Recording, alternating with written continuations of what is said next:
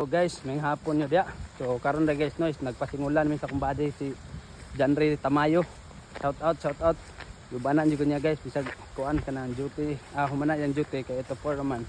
Inuban siya nako kay akong body nga si Kiongos naa sa tubod kay nagpa-picture. So while nagtrouble mi sa linya diri sa mga sa kuan guys, sa Tinago. Namin nakita nga polto, taraw. Pero ting dakuha sa kahoy na sablay sa primary line ug neutral. Itong body nga si Tamayo na dia nya gaulan pa gyud guys, timing kay ulan-ulan. So paring kamutan sa nato nagkuha guys para ma-plaster na to, ma-energize na. So matik na guys, good sa among kalingawan. So guys, matik na nakuha na namo. Tabangan naman Tamayo taraw.